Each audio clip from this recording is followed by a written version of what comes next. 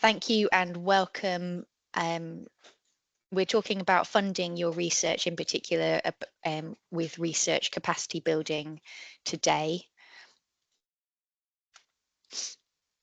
I'd like to talk a little bit about finding funds for research skills development, looking at a few different funders that provide those sort of schemes, a few application key points that come up regularly across the different funders, a quick overview of some budgets and pitfalls, and a quick overview of where to go for advice, because this area is actually pretty vast.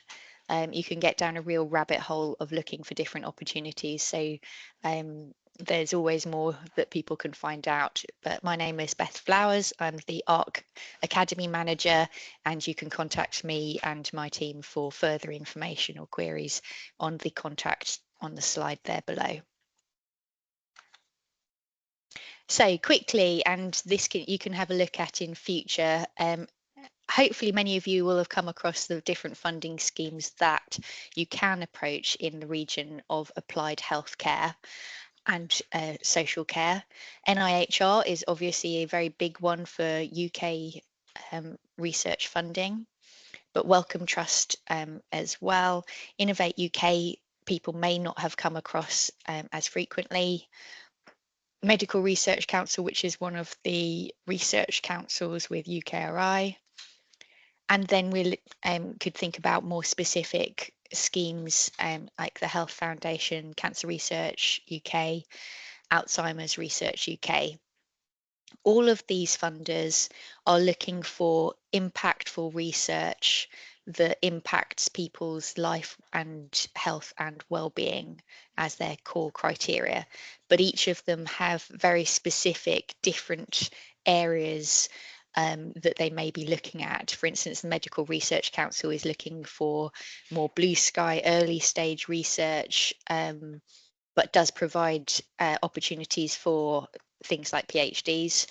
NIHR does a huge breadth of different funding schemes and has a long list of different career development awards that you can apply for, depending on your level of skill and background already, which area you may work in the health and social care sectors, and what level of attainment you're wanting to get to, or what your development needs actually are. And then the charity researchers will have more of a specific focus on the charity that they're looking at. But do have a look at these when you have a little time, to have a look at the different schemes that are available to you. It can feel overwhelming at times, but there are places that you can go to for advice, and we'll be talking about that in a little bit more detail. But for the majority of this conversation, I think we're going to be looking at NIHR in particular, because the ARC KSS is actually funded by NIHR to develop research skills and capacity and research impact in the region. So us linking to NIHR schemes is one of their key drivers. So NIHR, National Institute for Health and Care Research. Mission, it's always worth bearing in mind what their mission is, which is improving the health and wealth of the nation through research. And this applies to all funders when you're looking for applying for external funding. You will have reasons why you want to go for funding for yourself, for your career development, for your goals, for impactful research. They will have specific things that they need to hit for their targets, for their trustees to be happy, and for their funders to be happy. So it is worth having a look about what we do on the NIHR pages. Keep up to date with funding opportunities that may come out. And in particular, do have a look at the learning and development finder that we have put on our web pages, link at the bottom there. I'll be asking Debbie to put a few links into the chat as we go through.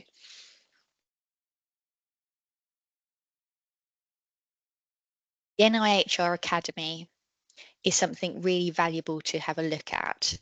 It's available to people who have some NIHR funding for their development, and it provides all sorts of different career development schemes, awards, additional to the fund that you may already have. And I've included in the slide for your future perusal some of the different schemes that the NIHR runs, so that you can develop your careers in applied research.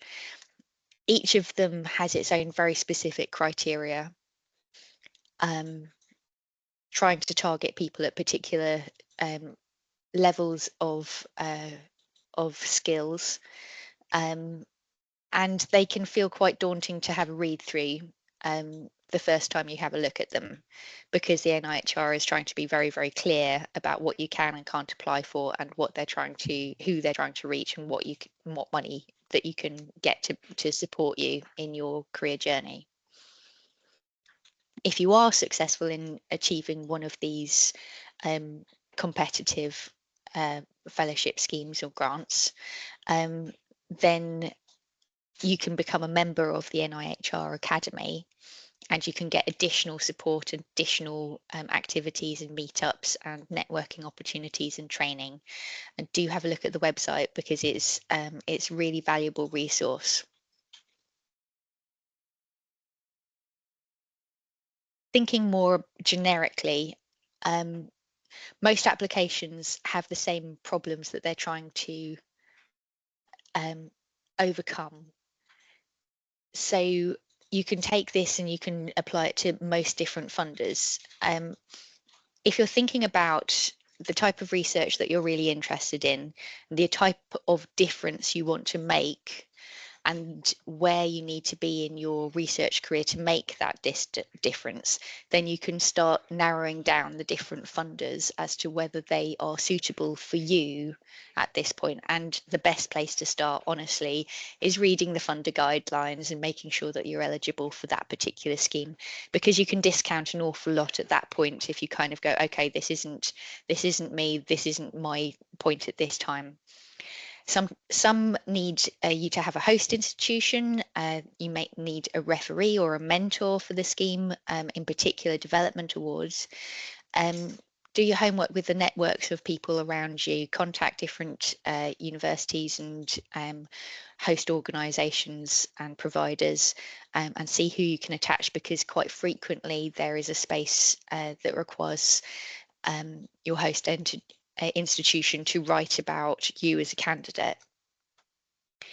I'd really recommend this next step: create an account on the submissions portal, and look at what's needed, because until you actually have a look at that, some aspects of the guidance that you can look at don't make entire sense. It will give you more pointers about word count limits, where you're going to be putting the different pieces of information. Are there restrictions on links? Are there specifics that you need to attach? And if you've got access to these, do have a look at previous successful proposals. The NIHR has a list of funded projects that you can actually look through. It has high level detail on them.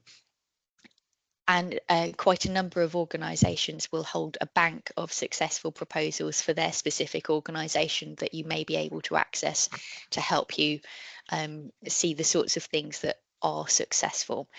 It's also really useful if you can have a look at your chosen funders' previously funded projects, because then you can remove yourself or change your project if it's too similar to something that they've already funded, just to make sure that that what you're presenting to them is fresh.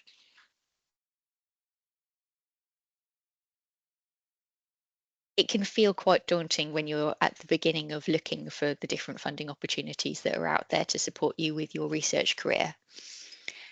Most organisations that are above a certain size have a research and development team or mentors within the organisation who can support you with your research search. The university that I'm part of, University of Kent, has a large R&D team that have a great deal of experience with a number of different funders and key pointers, and can help with the internal approvals process for any applications that are made. So do make use of the people that you have in your organisations. I'm aware we have a number of different people from all over Kent, Surrey and Sussex, from different levels here. So this isn't going to be something that's available within every organisation. The other place that you can look, you can talk to ourselves. We've got a number of different development opportunities on our web pages.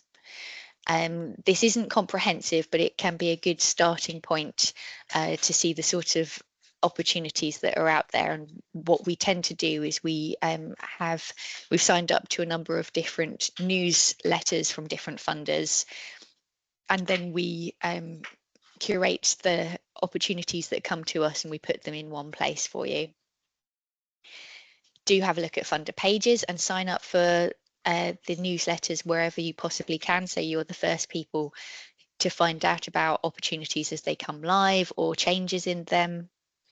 And then many organisations have connections to sites such as Research Professional, Research Connect, that list the different opportunities as they come up and can show different opportunities that are on a rolling basis, that are subject to confirmation that they'll be rolling again, but you can have a look at what happened in previous years.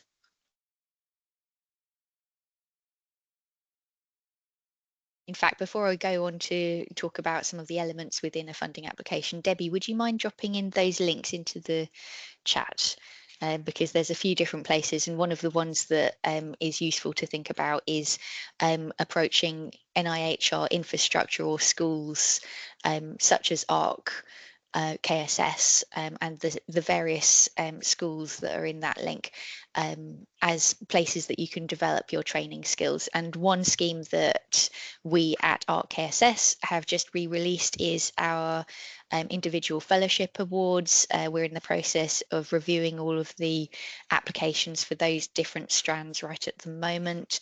There's information on our website about those schemes, and I'm hoping that we may be able to provide more of those schemes again in the future. So, thinking about your application, can I just check, are there any questions at this point from anyone? No? Okay. Thinking about your application, there's generally, even when you're applying for not a specific research project that you're wanting to fund, but you're wanting to apply for a development fund for your own skills, you still need to tell a story about who you are and what research is important to you, why do you want to create an impact, what the problem is, and how additional skills will support you to achieve what you're wanting. Make sure that you you follow the structure of the application. Formatting helps reviewers very much. Get as much advice as you possibly can with costing your application so that it doesn't get rejected for being out of scope. Do get feedback from people around you. Get your networks up and running so that people know who you are. And unfortunately, it may take quite a few goes of applications for things before you actually can be successful in something. Sometimes it happens extremely quickly, and that's fantastic, but we are in a very competitive world when we're trying to secure different funding. So yeah, steel yourself and get your thick skin on for those rejections that may come at points. Thinking about your story and how to write it, think about who's going to be reading your application, because the panelists are not going to be necessarily specialists in your area. They may be reviewing hundreds of applications in a year, on top of a workload that is often in a clinical setting or a research setting. They may be eminent in their field with an awful lot of pressures on them from different areas for their time. And like I say, having to filter an awful lot of applications, you want to make yours stand out. So think about your unique selling point for you. Where have you come from? What is it about you that gives you unique skills and knowledge that makes you want to pursue the area of change that you're wanting to see? Make life easier for your reviewer. Um, be keep your words simple, keep your jargon to a limit. Talk as though the person that you're talking to is an intelligent 14-year-old. Are they really nice? And you can include me in that one in terms of the intelligent 14-year-old. I'm not an expert in any of your areas, but if I can understand what's important to you and what's important about your area, then it will mean all of the difference with being able to make a judgment on whether something has value. Yeah, and keep things simple. We need you to be realistic about what's actually achievable in a year with this, or however long your scheme is for, and the costs that are available.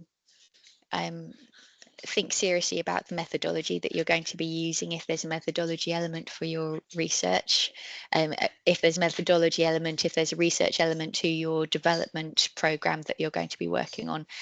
And as I say, what's achievable. A very good starting point is a Gantt chart, because that can break down your actions in manageable chunks, and you can think about that way in advance of putting in your application of what you need. For instance, is there going to be ethics? How long are you going to need for the ethics side of things? What if you'd have to review what you've submitted and resubmit it? Do make it urgent. Why now? Why you? What is it about you and the area that you want to be impactful on that needs extra funding right now? And then use the evidence that's available to make those points. When you're looking at development funding in particular, it's really important to know the journey for you. The reviewers need to know about you and what's next for you. Who are you? Where have you come from? Where are you going? And yeah, keep on getting that feedback from other people to make sure that it is convincing and that you haven't left out important points, because when you're very close to an application, things can feel very obvious to you which aren't obvious to somebody else, and it's important to have that feedback to make sure that you're staying on track with your message. Okay, having a little think about costings. This is one of the areas that I've come from in a background, and it can be a much more complicated area than people initially feel when they're starting to put together an application. So you do need to give yourself sufficient time and make sure you've got people who can support you with these elements of it. If you have an R&D or finance support, fantastic, that's really, really useful. But otherwise, be in touch with with the funder if anything isn't clear in the guidance, so that you can get an understanding of what is and isn't allowed. Do include your salary if that's allowed. Most schemes do. On costs means your pension and national insurance costs, that are the costs to your organisation. Every organisation has to pay a contribution of national insurance and pension costs on top of the salary that they pay you, and your finance team should be able to access that for you so that they can give you those rates. Check whether you can include inflation or not, especially at the moment. Inflation is still through the roof, and it's really important to know if you can include that or not, or if the funder provides that at a later date, which is something that the NIHR, for instance, does. Most schemes will allow you to do travel and equipment and software and payments for public and patient involvement. But often there are strong restrictions on these to make sure that any of these costs are reasonable. Large pieces of equipment, you may only be able to get 50% of the cost of it, or you may be able to only get the value of it for the length of time of your application, not for the full length of lifetime of the piece of equipment. NIHR, for instance, puts limits on how expensive a laptop can be, for as an example. Other restrictions include things like limitations on how many international conferences that you can go on, or how much of your full-time equivalent of your time, that's the FTE, you can put on a particular scheme. And there may be differences between different host organisations. For NIHR, for example, they have different rates if you're coming from an academic host institution compared to a charity or an NHS organisation. Do have a look at the dates to make sure that it fits with your timeframes. It takes a long time for a funder to go through all of the applications and make decisions on those, because reviewing applications takes a long time. So it can be many, many months between you submitting an application, you hearing if you've had an interview, and you being able to get all of the contracts in place and actually get the project to start. Having a year between submission and project live is not unheard of. It can be even longer if you're going for things like the European funds like Horizon Europe. I'm not going to go into details about the SOCAT cost side of things today, because that would require an entire other presentation, but do have a search for SOCAT. If you need it, you'll know. Most applications that have an element of research that involves patients or people who are receiving some sort of health or social care will need a SOCAT and cost attribution attached to that, and we have people who are able to help with those if needed. Do it early. It's not that straightforward necessarily, and the people who are able to support are very busy themselves. And finally, do check if you can apply for overheads or not. Overheads are the things that your organisation has to cover in terms of costs that aren't easily quantified in individual invoices. So that might be the whole insurance or your groundskeeping, or the professional services teams that support everybody. Many funders do allow overheads, in particular for universities, but other funders don't, and it can depend very much who your host on institution actually is.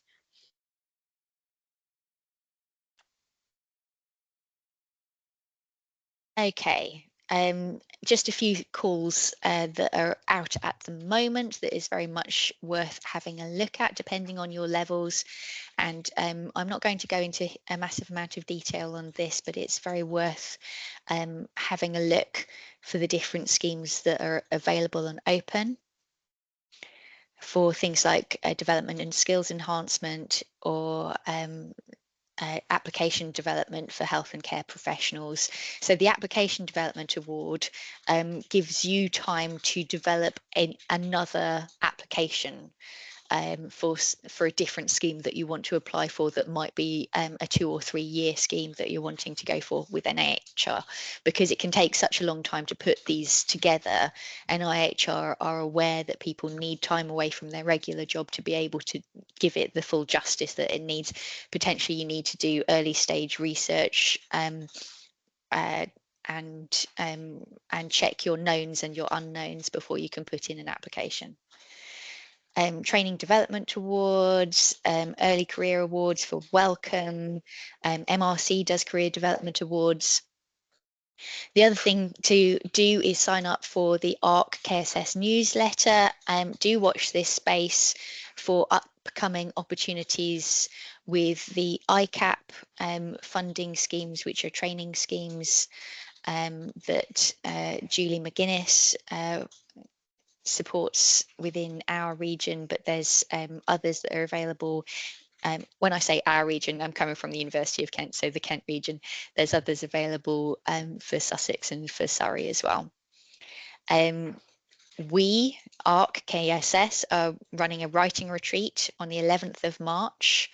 This is something that you need to apply for because there's limited space, but it's a 3-day retreat with all of your costs included for an amazing stay in a spa hotel where you have time away from your regular life to write your applications and get really specific to you funding advice. And we have one other scheme that I'm hoping to be able to circulate really soon, which is Knowledge Mobilisation Fellowship Scheme. This is a programme running over 3 years, and we'll have 8 fellows available, each fellow hopefully available for 18 months. But we're having a few little last minute bits ironed out with NIHR before we can get the scheme live and up and running. So sign up for our newsletters so that you know when that comes up, if that looks like something that would be of interest to you. Okay, I know that was an absolute whistle-stop tour. I'm very happy to go back to any of the slides that I whizzed through. Like I say, I'm Beth Flowers. Do come to us at our website, do email us, do sign up to the mailing list, and do us a follow as well to see what's going on.